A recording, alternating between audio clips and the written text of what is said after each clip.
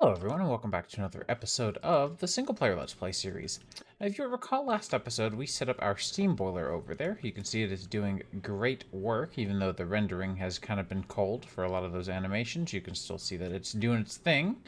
And today I wanted to embrace as much of that momentum as possible and try to get into MV or even HV cabling today.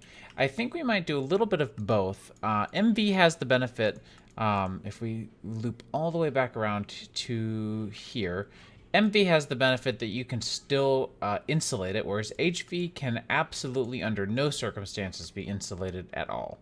That is like the only downside, in my opinion, is that there's no way to insulate it. So I think I do want to at least get into a little bit of each. And I see that the insulating glass, I see that this was two. Okay. So if we do that and we grab that, we can make a good bit of insulating glass. And what we'll do is we'll go ahead and get everything we need to do some electrum, right? So we're going to need a good bit of this. We're going to need some clay as well. Let's go ahead and get 24 of those, and we're going to need, if you'll remember, it is electrum here is a alloy of silver and gold, and on top of that we're also going to need some steel. I'll take that steel wire. I'll go and take these steel rods and melt them down, and we're also going to need some aluminum. And I'll probably do the same. I wonder if the fences can be melted down. There's a bunch of stuff in my system that needs to be recycled, so I'm just looking for things that I can possibly recycle as I go. So let me get some stuff processed up here, because there is a lot that we have to craft here. And it all starts here in the very beginning of our little room, or our little factory, and that's to get all this melted up. So I'll be back in just a bit. All right, so item number one that I'm going to go ahead and make is some of our high voltage cable. This HV wire coil here will do the job. And this is going to be able to transmit a significant amount of flux per tick as we go. You can see I've got the insulating glass already being crafted up here. Our little arc furnace in here is dying for more power, and that's part of what we're going to be working towards, is getting an HV and an MV line that go into this building. So my goal is to have the MV line coming over here, and this will go all the way across into our machines throughout, and then we'll have a special HV line over here that goes just straight up and over into our arc furnace, because it is a sad little mess over here. Let me see if I can get some more aluminum out of this, and I'm going to leave some other stuff in here to just kind of process up, because we have just a bunch of odds and ends of things that should be processed sooner than later. And then we also need to make electrum. One of the things that I do really like about the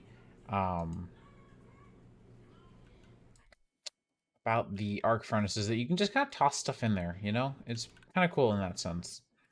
All right, so we have our clay. But yeah, unlike a tinker smeltery, it just sort of sorts itself out.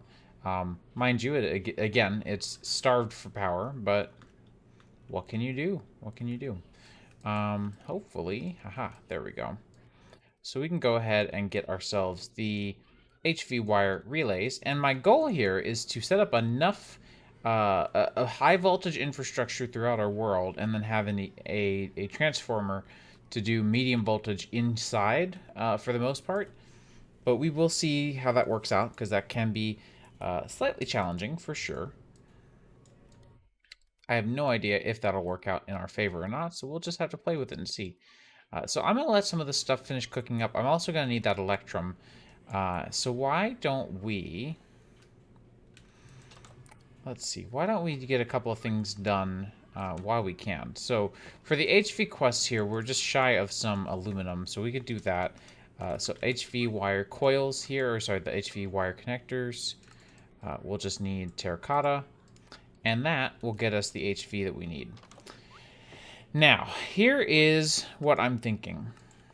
And yep, that'll get us another quest. Hooray. Here's what I'm thinking. I'm thinking that we will need, like I said, that HV connector I just want to make sure that I prioritize everything such that we don't turn anything off that we don't want turned off.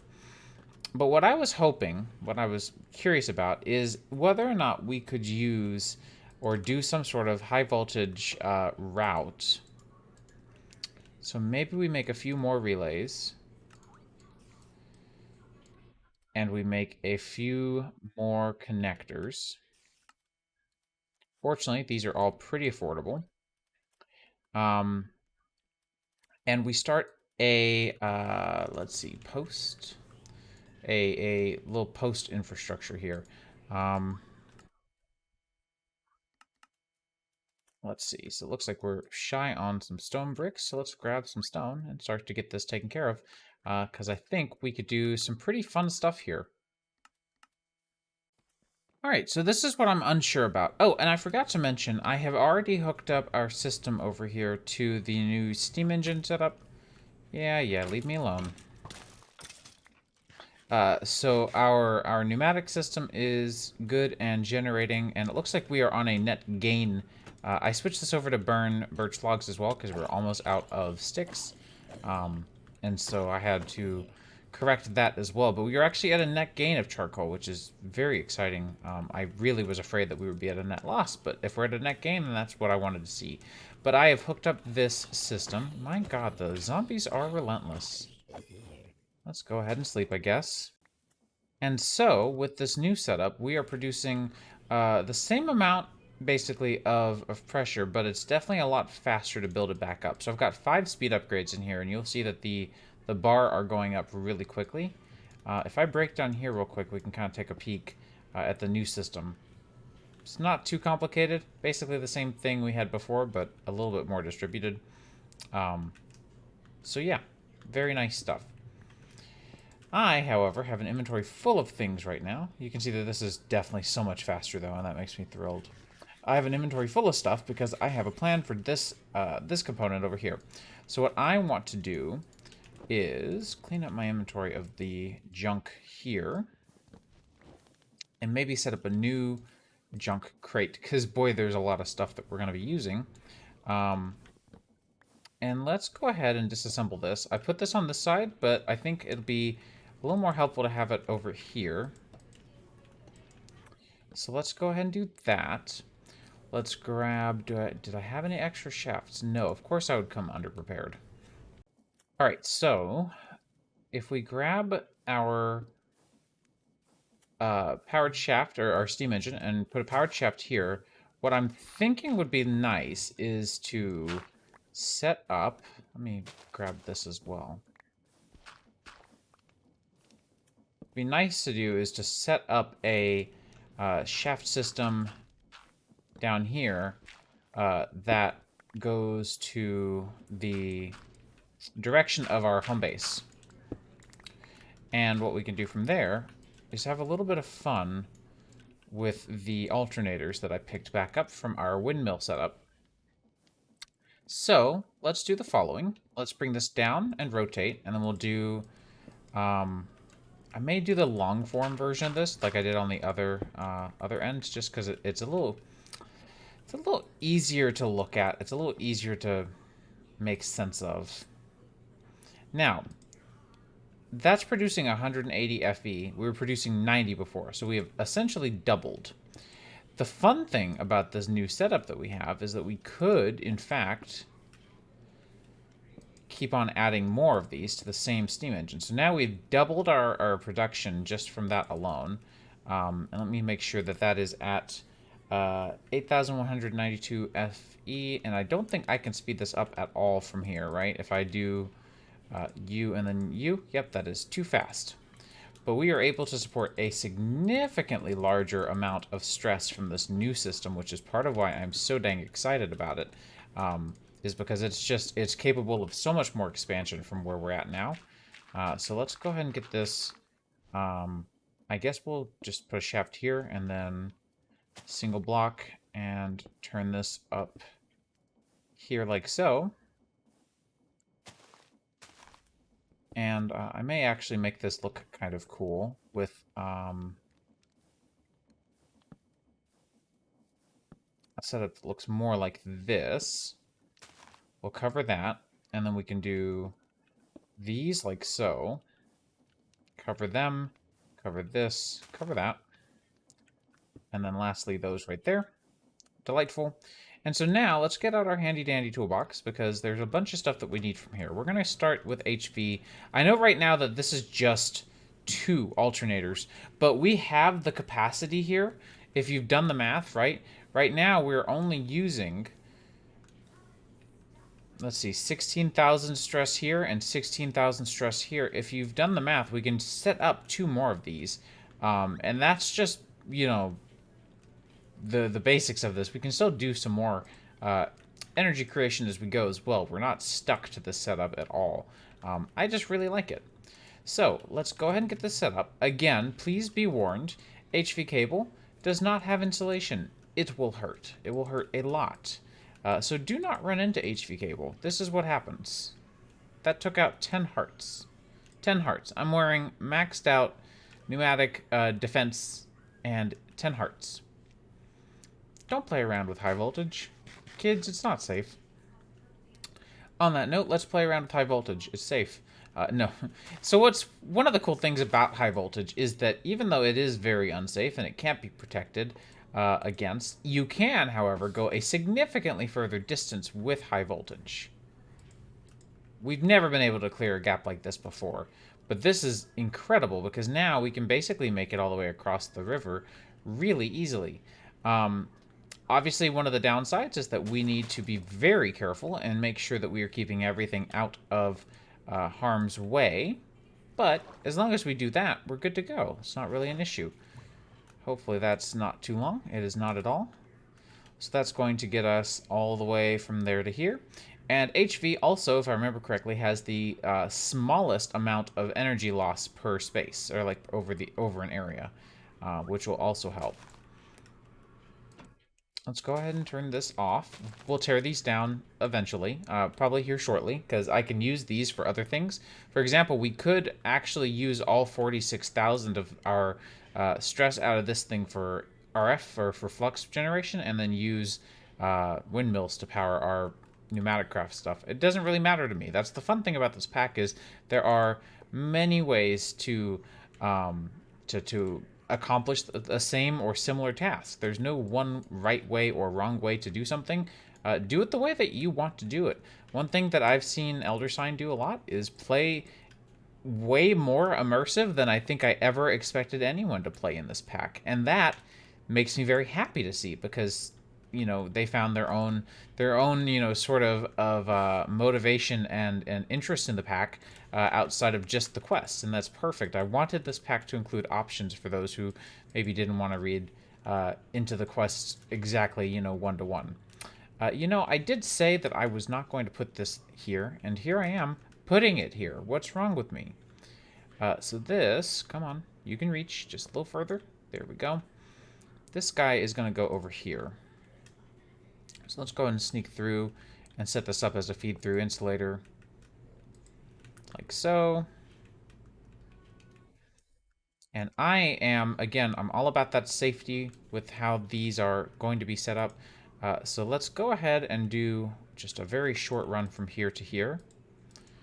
And I'm actually going to break this guy here and put it in line with you, because I believe that is also in line with you. Hey, it is. I don't have to have these in line. I do like some variation. But there is a point where I'm just like, what's the point in this? Why is this so messy?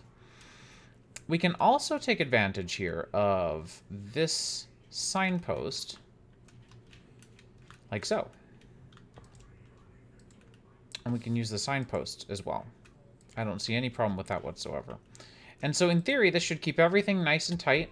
We won't run into it too often. We might run into it once in a while, but the goal is to basically never run into it. And this might be reason enough to install immersive posts, if I'm going to be completely real with you, because this is a little dangerous. It's a little spicy, a little dangerous. And so from here, what we can do is we can also go ahead and fork off an MV line if we really wanted to. And that's what we'll probably do. I've fallen, and let's see, can I get up? Yeah, I can. All right, good. I'm gonna put this torch here. So now we're going to want to do the MV line for the rest of our main machine lines. And so to do that, we're going to want to get ourselves MV wire and all the MV components that I have not yet actually made. So let's go ahead and get that done, because everything over here, our little pipe network, is also going to run on MV. And so we're going to need a bunch of sticks to get the MV wire coil, and then I'm going to go ahead and insulate them, since we can, and we should. And then with the remainder of our electrum here, I'm going to clear out this recipe grid here. We'll do one of these, one of these. That's the quest completed. But also, I'm going to need an MV, what's it called? A transformer? An HV transformer, I believe is the one that I'm looking for here. So let me go ahead and get this, because I want to say, is this going to be difficult? No. Okay, good. This is pretty straightforward. So let me go ahead and get some of this taken care of, because it's definitely a bit of a meticulous craft. Okay, so we have our HV transformer. Like I said, not the most fun to make, and this guy here is pretty chunky, but you can see there's a component where you hook up your HV, and there's a component where you hook up your MV, which is exactly what we want. So what I'm probably going to do is put it right here, because we will have, we can put, let me see, we can do some trickery here. We can put an HV relay there and there, keeping the high voltage out of reach of young children. And then we'll do MV right here, and again, we'll do another feed-through insulator right here, like so. And then we can do our insulated MV from here to here.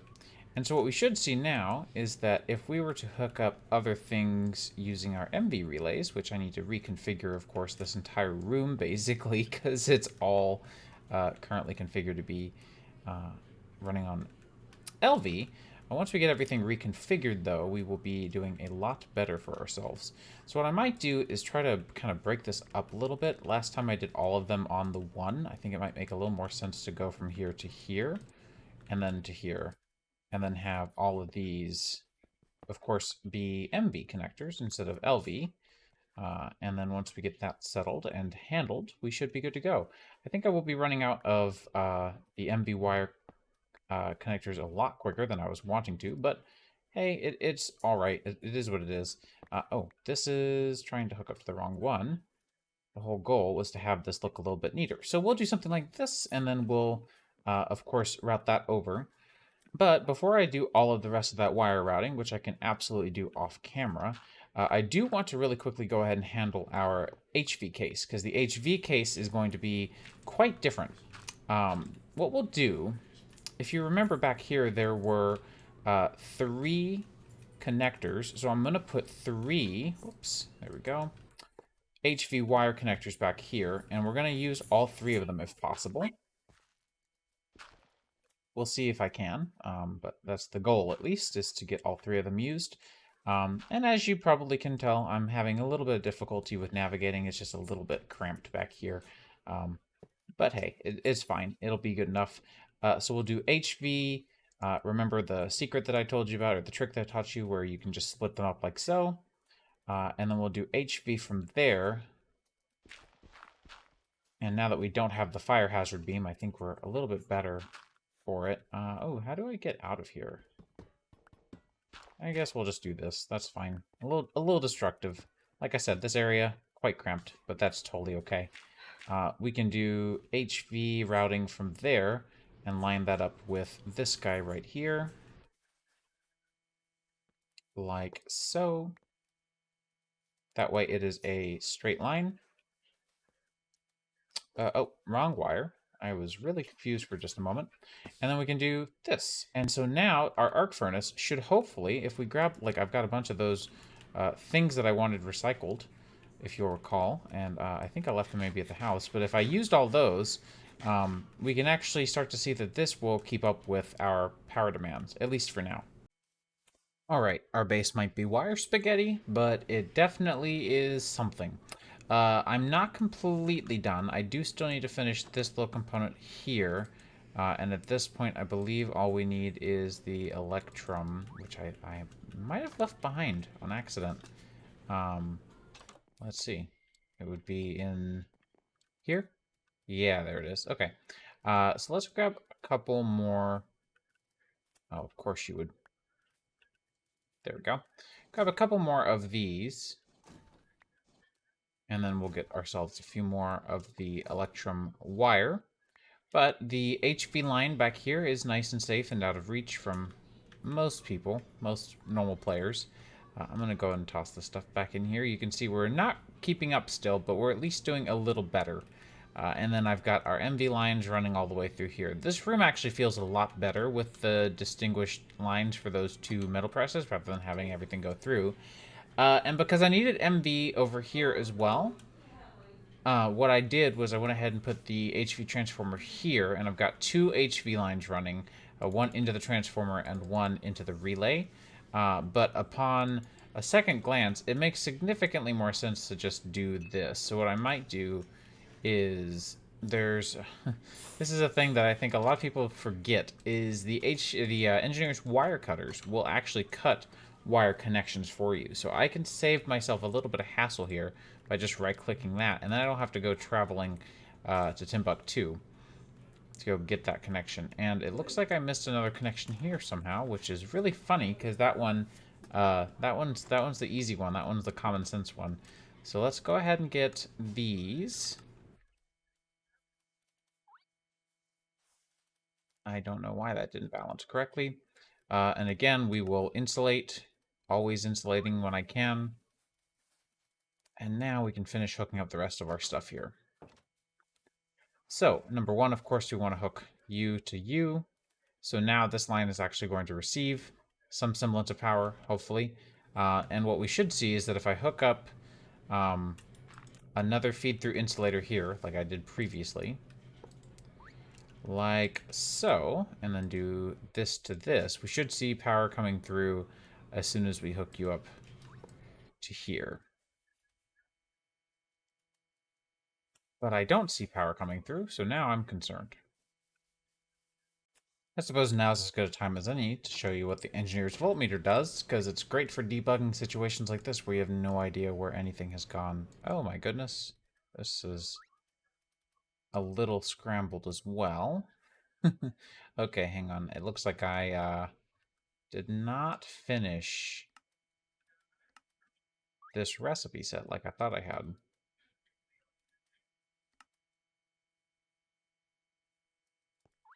Are things just moving really slowly because of the pipe upgrades not being online? I am confused.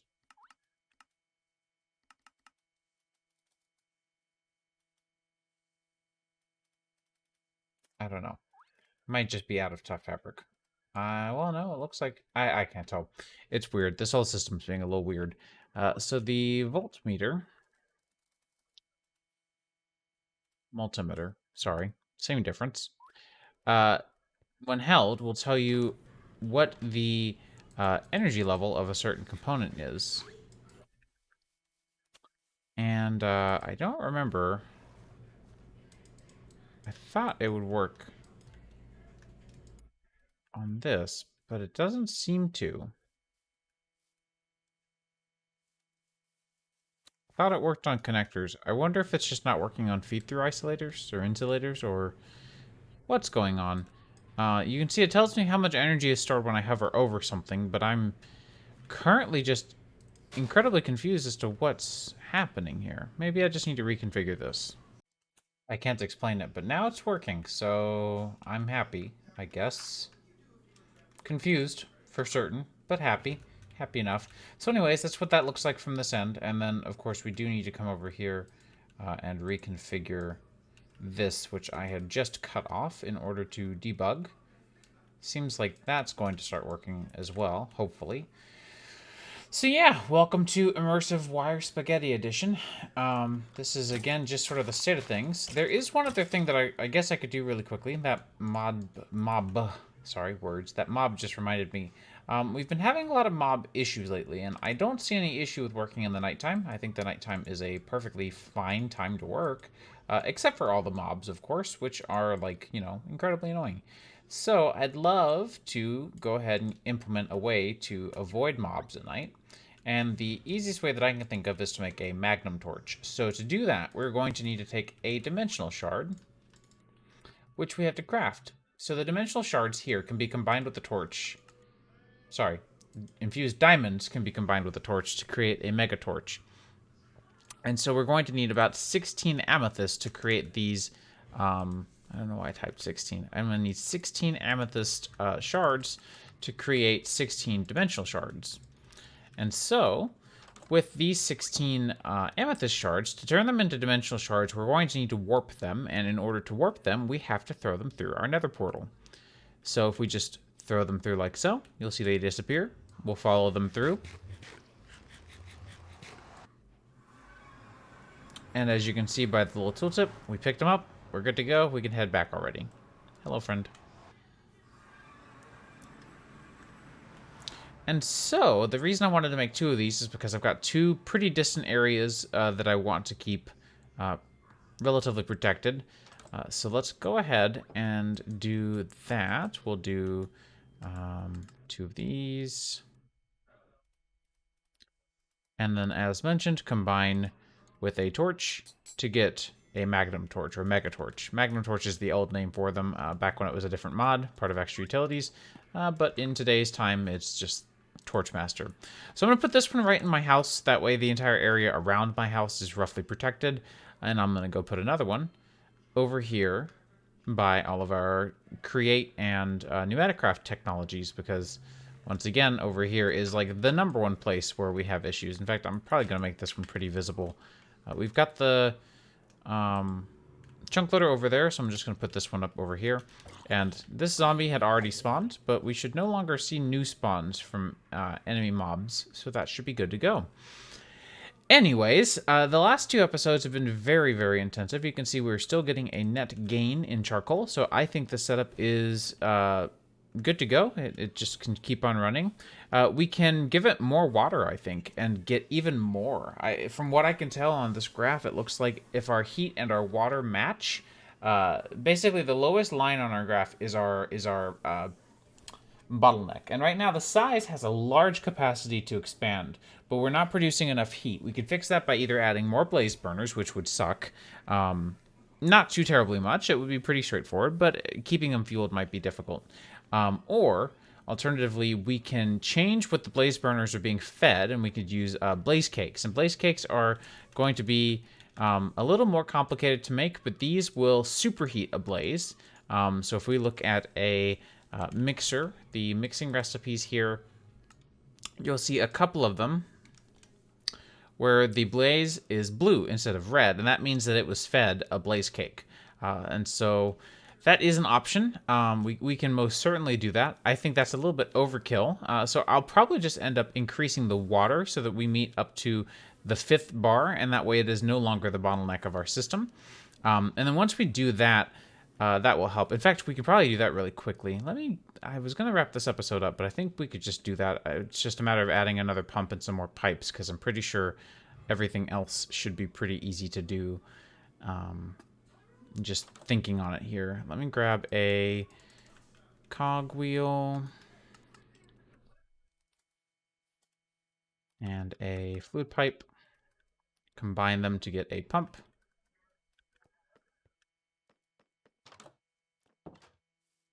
And at this point, as mentioned, we could add, I think adding more blaze burners would not be a bad idea, but again, our fuel source might not be able to keep up, which is my #1 concern about trying to expand that at all.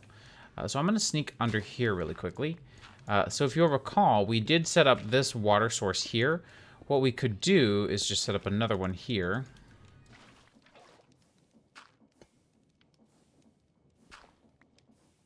And then just have this go straight up into there.